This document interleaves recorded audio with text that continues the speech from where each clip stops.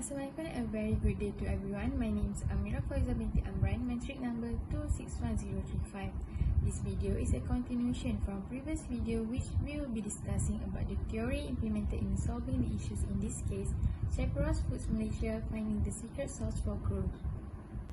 First of all, I use unsolved metric and SWOT analysis in helping shareholders to make decisions based on options available. I will explain in more details regarding these theories later. As mentioned before, there are 3 options available, but Diaz need to choose only one. The first one is to stick to Diaz's original plan, which is to increase salsa sales 50% by increasing selling expenses by 7%. The second one is to double the salsa sales by budgeting $800 for selling expenses and $550,000 for general and administrative expenses. Lastly, follow this plan, which is to increase the investment for selling expenses by 50% compared to 2018 and 30% increase in salsa sales. Growing a business is the process of improving some measure of a company's success. A business can grow in terms of employees, customer base, international coverage, profits, but growth is most often determined in the terms of revenues. There are different ways of growing a business. I go and self-identify 4 strategies for growth and summarize them in the so-called unsolved matrix. What is unsolved metric? It is a product or market expansion grid used by firms as a tool to analyze and develop strategies in order for firms to grow. The metric contains 4 strategies that can be used to help firms expand and analyze the risk related to each strategy. Risk will be increased each time it moves into a new quadrant, horizontally or vertically. The unsolved metric is a great framework to structure the options a company has in order to grow. Market penetration is the least risky of all 4 and most common in day-to-day business. Diversification is the most risky since a company starts entering a completely new and unfamiliar market with a new and unfamiliar product. However, if a company manages to successfully enter several unrelated markets, it has the advantage of having a well-balanced product portfolio, which actually decreases the total risk.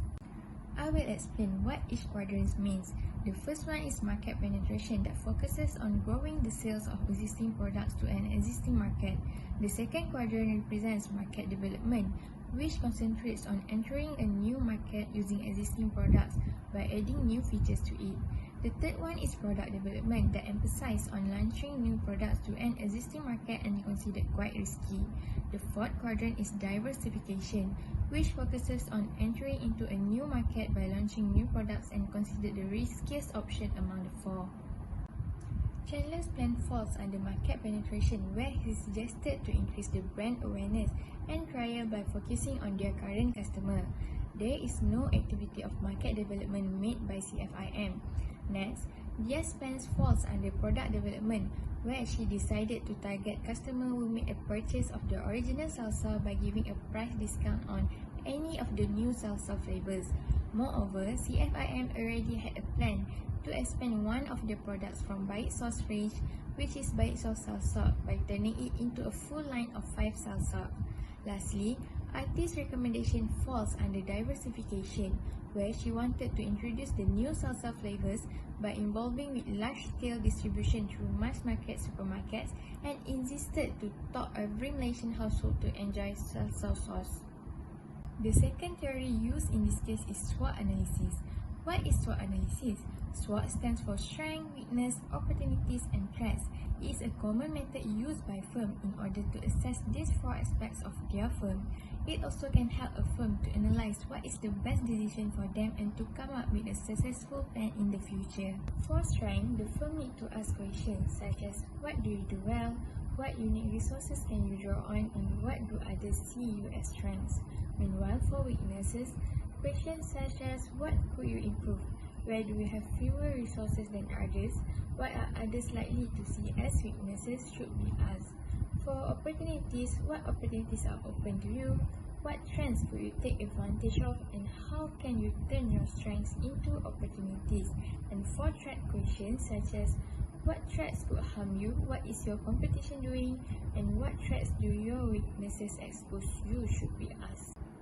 Based on the unsolved metric, I think following Chandler's plan is the best option among the 3. This can be proved using SWOT analysis. This option has the lowest risk among the three and has the highest operating profit based on calculation. The weakness for this option are Baik Sauce Salsa did not receive enough exposure, where only 90% shoppers knew regarding the product, and Baik Sauce Salsa receives less promotion.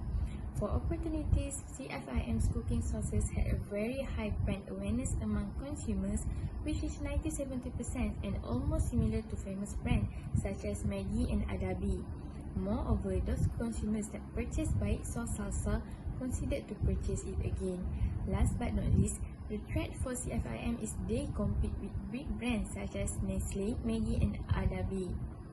That's all from me. Feel free to do the peer activity. Thank you for your attention.